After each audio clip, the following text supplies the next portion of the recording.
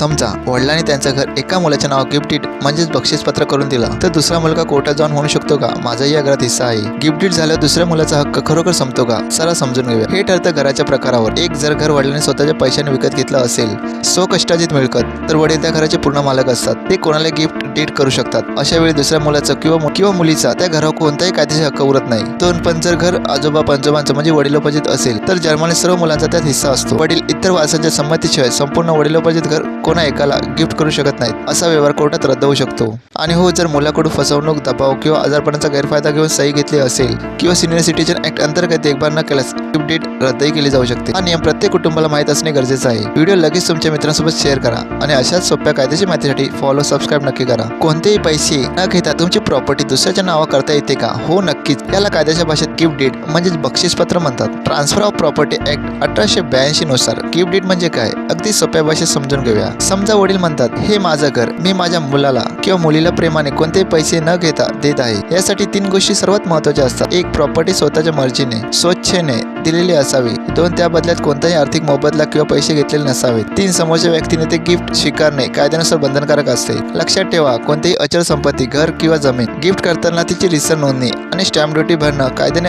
अनिवार्य आहे, तरच त्याला कायदेशीर मान्यता मिळते. माहिती आवडली असल्यास व्हिडिओ लाईक करा आणि अशाच सोप्या कायदेशीर माहितीसाठी आम्हाला फॉलो आणि सबस्क्राईब नक्की करा. वडिलांनी एकाच मुलाला गिफ्ट डीड करून दिल्यास दुसऱ्या मुलाचा हक्क खरोखर संपतो का? याचं उत्तर सरळ हो किंवा नाही असं देता येत नाही, कारण हे पूर्णपणे अवलंबून असतं एकाच गोष्टीवर. ते घर नेमकं कोणत्या प्रकारचं आहे. प्रकार 1. स्वकष्टार्जित मिळकत. जर घर वडिलांनी स्वतःच्या पैशाने विकत घेतलं असेल, तर ते पूर्णपणे त्याच्या मर्जीचे मालक आहेत. ते कोणाला गिफ्ट करू शकतात. अशा वेळी दुसऱ्या मुलाचा कोणताही हक्क उरत नाही. प्रकार 2. वडिलोपार्जित मिळकत. जर घर आजोबा पंजोबांचं म्हणजे संयुक्त कुटुंबाचं असेल, तर सर्व मुलांचा त्यात जन्माने समान हक्क असतो. इथे वडील परस्पर एकाच मुलाला पूर्ण घर गिफ्ट करू शकत नाही. म्हणून कोर्टात जाण्यापूर्वी प्रॉपर्टीचा प्रकार ओळखणं सर्वात महत्त्वाचं आहे. पुढे आपण पाहूया गिफ्ट डीड कधी रद्द होऊ शकतं. तोपर्यंत यूट्यूबवरती चॅनलला सबस्क्राईब करा आणि फेसबुक आणि इंस्टाग्रामवरती फॉलो नक्की करा. समजा वडिलांनी स्वतः कमवलेलं घर एकाच मुलाला गिफ्ट डीड करून दिलं, तर दुसरा मुलगा मी पण त्यांचाच मुलगा आहे म्हणून कोर्टात हक्क मागू शकतो का? उत्तर जाणून घ्या. समजा रमेश याने स्वतःच्या पैशाने एक घर खरेदी केलं. त्यांना अमोल आणि सुनील अशी 2 मुले आहेत. रमेश यांनी ते घर फक्त अमोलच्या नाव गिफ्ट डीड करून दिलं.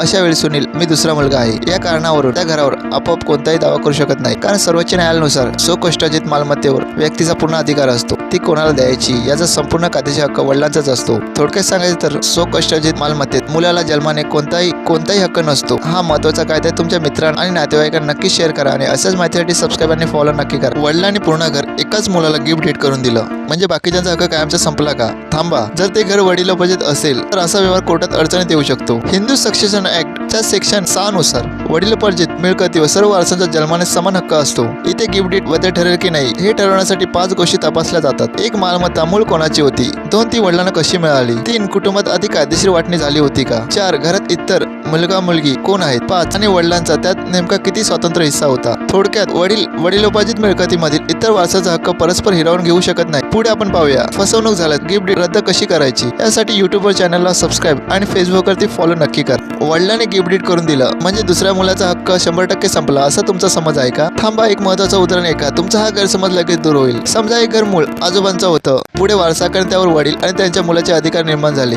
आता वडिलांनी हे संपूर्ण घर फक्त एकाच मुलाचं आहे असं सांगून परस्पर एकाचेच नाव गिफ्ट डीड करून दिलं. पण कोर्टात अशा वेळी फक्त गिफ्ट डीडचा कागद पाहिला जात नाही. मालमत्तेचा मूळ इतिहास काय आहे, घराचे नेमकं स्वरूप काय आहे हे तपासून इतर मुलांचा कायदेशीर हक्क ठरवला जातो. म्हणून कागदावर गिफ्ट डीड दिसला तरी आपला हक्क संपला असा निष्कर्ष लगेच काढू नका. हा अत्यंत महत्त्वाचा व्हिडिओ आपल्या कुटुंबासोबत आणि मित्रांसोबत नक्की शेअर करा आणि अशाच कायदेशीर माहितीसाठी आम्हाला फॉलो आणि सबस्क्राईब नक्की करा. वडिलांनी साध्या कागदावर लिहून दिलं किंवा तोंडी सांगितलं की हे घर तुझं, तर ते कायदेशीर मानलं जातं का? मुळीच नाही. कायद्याचे नेमके नियम काय आहे लगेच समजून घ्या. घर, फ्लॅट किंवा जमीन यांसारख्या अचल संपत्ती गिफ्ट करताना 3 अटी अनिवार्य आहेत. नोंदणी ट्रान्सफर ऑफ प्रॉपर्टी ऍक्टच्या सेक्शन 123 आणि रजिस्ट्रेशन ऍक्ट 1908 नुसार गिफ्ट डीडचं सब रजिस्ट्रार ऑफिसमध्ये रजिस्ट्रेशन होणं बंधनकारक आहे. साक्षीदार त्यावर किमान 2 साक्षीदारांच्या सह्या असणं आवश्यक आहे. स्टॅम्प ड्युटी योग्य सरकारी स्टॅम्प ड्युटी भरलेली असावी लागते. म्हणून फक्त नोटरी साध्या कागदावर लिखा किंवा व्हॉट्सअप मेसेजने कोणताही कायदेशीर गिफ्ट डीड होत नाही हा महत्त्वाचा नियम प्रत्येकाला कळावा म्हणून व्हिडिओ नक्की शेअर करा आणि अशाच कायदेशीर अपडेटसाठी आम्हाला फॉलो सबस्क्राईब नक्की करा. मी आज घर गिफ्ट केलं पण उद्या माझं मन बदललं तर मी ते परस्पर रद्द करू शकतो का? नाही. गिफ्ट डीड रद्द करणं इतकं सोपं नसतं. कायद्याचे नेमके नियम जाणून घ्या.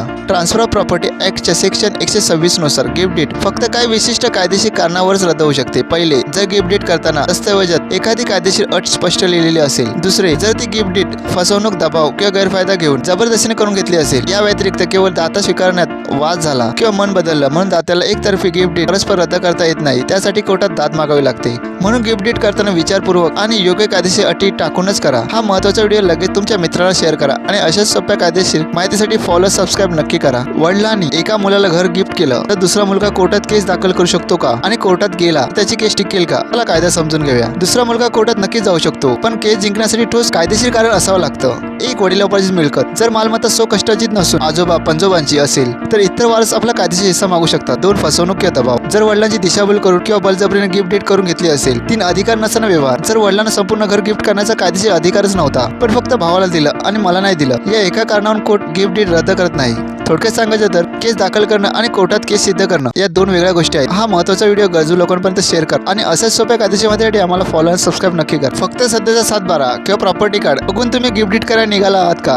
थांबा, ही चूक तुम्हाला कोर्टाच्या फेऱ्यांमध्ये अडकवू शकते. गिफ्ट डीड करण्यापूर्वी हे महत्त्वाचे कागदपत्र नक्की तपासा. मालमत्ता स्वकष्टार्जित आहे की वडिलोपार्जित आहे हे सिद्ध करण्यासाठी हे कागदपत्रे लागतात. 1, मूळ मालकीचे पुरावे, जुने खरेदी खत किंवा मूळ वाटणीपत्र. 2, महसूल नोंदी, फक्त आजचा नाही तर जुने 7/12 उतारे, फेरफार नोंदी आणि प्रॉपर्टी कार्ड. 3, टायटल हिस्ट्री, मालमत्ता मूळ कोणाची होती आणि ती वडिलांकडे कशी हस्तांतरित झाली याचा सलग इतिहास. 4, कौटुंबिक दस्तऐवज, कुटुंबात आधी कायदेशीर वाटणी झाली असल्यास त्याचे कागदपत्र. लक्षात ठेवा, सध्याचा महसूल उतारा हा मालकीचा अंतिम पुरावा नसतो. संपूर्ण टायटल हिस्ट्री तपासणे सर्वात सुरक्षित मार्ग आहे. वडिलांनी गिफ्ट डीड केली म्हणजे दुसऱ्या मुलाचा हक्क संपला का? हा निर्णय केवळ आणि केवळ या 2 परिस्थितीवर अवलंबून असतो. जाणून घ्या. परिस्थिती 1, कष्टार्जित मिळकत. वडिलांनी स्वतःच्या पैशाने घेतलेली स्वतंत्र मालमत्ता असल्यास सर्वोच्च न्यायालयानुसार वडिलांना ती कोणालाही गिफ्ट करण्याचा पूर्ण अधिकार आहे. अशा वेळी दुसऱ्या मुलाचा कोणताही हक्क उरत नाही. परिस्थिती 2, वडिलोपार्जित मिळकत. जर मिळकत आजोबांची असेल तर जन्मानेच इतर वारसांचा त्यात हिस्सा असतो. इथे वडील संपूर्ण मालमत्ता एकाच्याच नावावर गिफ्ट करू शकत नाही. म्हणून मालमत्तेचा नेमका प्रकार आणि टायटल हिस्ट्री तपासल्याशिवाय कोणताही अंतिम निष्कर्ष काढू नका. हा व्हिडिओ तुम्हाला आवडला असल्यास लाईक करा आणि मित्रांसोबत शेअर करा. गिफ्ट डीडचे 5 महत्त्वाचे नियम समजून घ्या. 1, गिफ्ट